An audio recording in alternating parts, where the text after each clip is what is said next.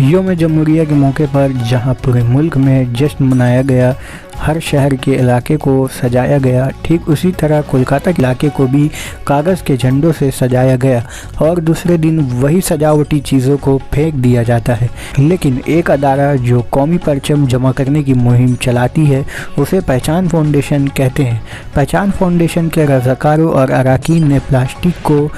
Plastic और कागज़ के कौमी झंडों को इकट्ठा किया जो ज़्यादातर कम्युनिटी को सजाने के लिए इस्तेमाल किया जाता है। लेकिन अगले दिन उन्होंने सड़कों, नालियों, कचड़े वगैरह की जगहों पर ये सब कुछ देखा।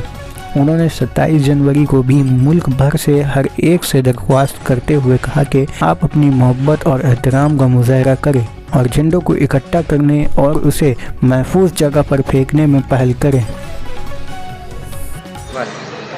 हेलो एवरीवन, मेरा नाम है मोहम्मद नदीम और मैं पहचान फाउंडेशन का एक वॉलंटियर हूँ। जैसा कि आप लोगों को पता ही है, पहचान फाउंडेशन का एक मुहिम जिसका नाम तिरंगा उठाओ है, जो कि हर साल हम लोग 15 अगस्त के बाद वाले दिन 16 अगस्त को और 26 जनवरी के बाद वाले दिन 27 जनवरी को हम लोग ये मुहिम चलाते हैं, जिसमें हम अपने इलाकों में घूमकर जितने भी लोग हम लोग हैं कल जो तिरंगा यूज़ करते हैं अपने इलाकों को सजाने के लिए, देश के आज़ादी या गणतंत्र दिवस को मनाने के लिए,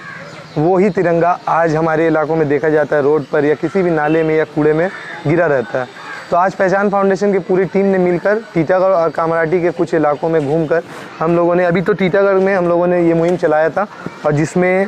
हम लोगों ने कम से कम 4 से 5 किलो तिरंगा कलेक्ट किया है, आप देख ही सकते हैं। बाकी